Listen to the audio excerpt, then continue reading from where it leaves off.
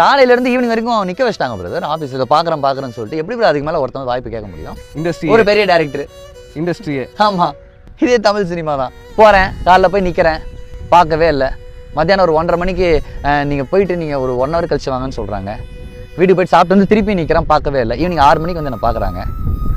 வெளியே CCTV camera நம்மளை பார்த்து தான் இருக்கா, நம்ம வந்திருக்கிறதும் அவங்களுக்கு தெரியுது. வந்ததுக்கப்புறம் என்னப்பா எப்படி இருக்கேன், நல்லா இருக்கியா, எப்போ வந்த, எதுக்கு இதெல்லாம்? சரி அதையும் விட்டுட்டேன். சரி பரவாயில்ல, ஒரு ஹிட்டுக்காக நம்ம ஒரு நாள் என்ன 10 வருஷம் என்ன கூட தப்பு இல்லைன்ட்டு. அப்புறம் என்ன சொன்னாங்க வந்துட்டு, தம்பி மகேந்திரன் கிட்ட ஃபோட்டோஸ் வாங்கிக்கோங்க, எதுவும் நல்லா கேட்டு இருந்தால் கண்டிப்பாக சொல்லலாம். எனக்கு ஒருத்தர் யாருன்னு எனக்கு தெரியல பிரதர், எந்த ஏரியாலாம் எனக்கு நல்லா தெரியும். அவர் நம்ம படத்தை எனக்கு இனி வரைக்கும் அது மனசில் வலிச்சுக்கிட்டே இருக்கும். எனக்கு ரொம்ப வலிக்கும், எனக்கு நிறைய டைம் வலிக்கும். ஒருத்தர் சொன்னார், எதுக்குப்பா அந்த பையனை வச்சுலாம் படம் பண்ணிட்டு இருக்கீங்க, அவங்க ஒரு டிஸ்ட்ரிபியூட்டர், ஒரு தேட்டர் ஓனர். அவர் எதுக்குப்பா அந்த பையனை வச்சுலாம் படம் பண்ணிட்டு இருக்கீங்க, அந்த பையனுக்கு மார்க்கெட்டும் கிடையாது, ஒன்றும் கிடையாது, வேறு ஏதாவது நல்ல ஹீரோ வச்சு படம் பண்ணுங்கப்பா அப்படின்னு சொன்னாராம் மாஸ்டருக்கு முன்னாடி ஒருத்தர். எனக்கு அதுதான் ரொம்ப கஷ்டமாயிடுச்சு. என்னடா இவங்க தேட்டரில் தான் நம்ம படத்தை ஓட்டினாங்க, இவங்க தான் நம்ம நல்லா நடிக்கிறோம்னு சொன்னாங்க, கடைசியில் இவங்களே வச்சு ஏன் அவனை வச்சு படம் பண்ணுறீங்க, அவனை வச்சு பண்ணாதீங்கன்றாங்க, ஏன் இப்படி இருக்காங்க?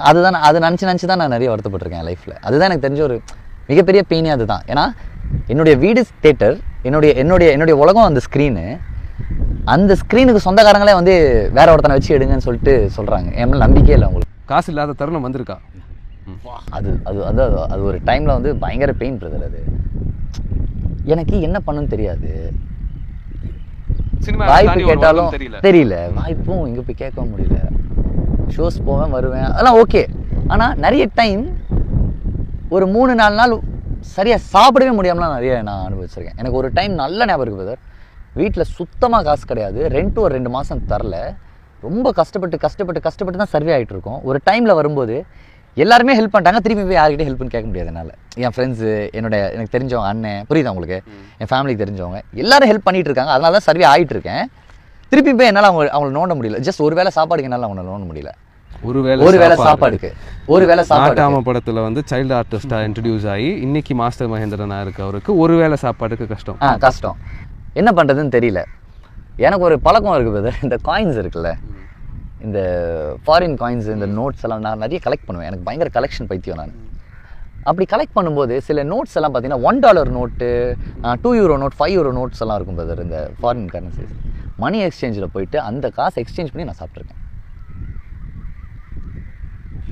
இது நிறைய பேருக்கு தெரியவே தெரியாது. அந்த காசை எக்ஸ்சேஞ்ச் பண்ணி சாப்பிட்ருக்கேன். அதுவும் நிறைய எனக்கு அந்த மாதிரி எனக்கு பிடிச்ச அந்த ஒரு காயின் கலெக்ஷன் எனக்கு ஹெல்ப் பண்ணியிருக்கு. நிறைய வாட்டி வீட்டில் இந்த ஒரு வாட்டி கூட நல்ல ஞாபகம் இருக்குது. ஒரு ஐ திங்க் லேட் ஈவினிங் நினைக்கிறேன், ஒரு 7 மணி இருக்கும். அப்போ தான் நான் வீட்டில் உட்காந்துருக்கேன். என்ன சாப்பிட்றது, என்ன செய்கிறது ஒன்றுமே தெரியல. வீட்டில் ஒன்றுமே இல்லை, பட் ஏதாவது நல்லா சாப்பிடணும்னு ஒரு ஆசை. டக்குன்னு அப்படியே போய்ட்டு வீட்டில் அங்கே மூடுக்கு அப்படி இப்படின்னு தேடி ₹1, ₹2 கலெக்ட் பண்ணிட்டு ஒரு ₹15 கலெக்ட் பண்ணி நேராக போய் மேகி வாங்கிட்டு வந்து செஞ்சு சாப்பிட்டோம் வீட்டில் எல்லாருமே.